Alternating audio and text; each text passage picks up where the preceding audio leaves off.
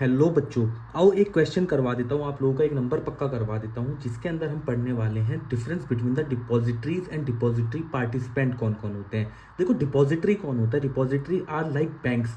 ठीक है, जिस तरीके से आरबीआई है वो सारे के सारे बैंकिंग सिस्टम को संभालता है, जैसे बैंक्स हैं वो सारे के सारे अकाउंट संभालता है, उसी तरीके से डिपॉजिटरी भी एक बैंक की तरह होता है जिसका काम होता है सिक्योरिटीज को संभाल के रखना, सिक्योरिटीज को इलेक्ट्रॉनिक फॉर्म के अंदर रखना। ठीक है, पहले के टाइम पे क्या होता था, शेयर्स या डिबेंचर्स जो होते थे वो फिजिकल फॉर्म में होते थे, अब ये सारे के सारे इलेक्ट्रॉनिक फॉर्म में होते हैं, जिसके लिए आपको एक अकाउंट खुलवाना होता है जिसका नाम होता है डीमैट अकाउंट।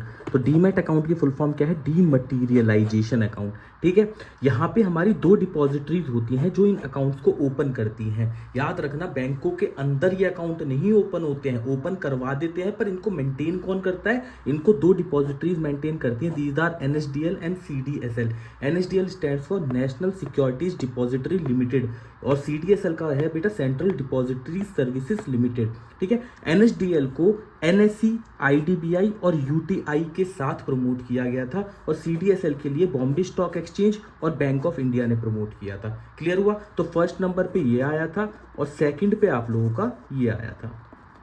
क्लियर? तो अब बात करते हैं डिपॉजिटरी पार्टिसिपेंट्स कौन होते हैं। तो कह रहा है कि जो भी डिबेंचर या शेयर्स बेचे जाते हैं या फिर ये जो डीमैट अकाउंट ओपन करवाया जाता है थ्रू डिपॉजिटरी पार्टिसिपेंट्स करवाया जाता है, ये एक इंटरमीडियरी का काम करते हैं between investor and between depositories. Depositories आपकी दो थी, एनएसडीएल और एक आपकी थी सीडीएसएल।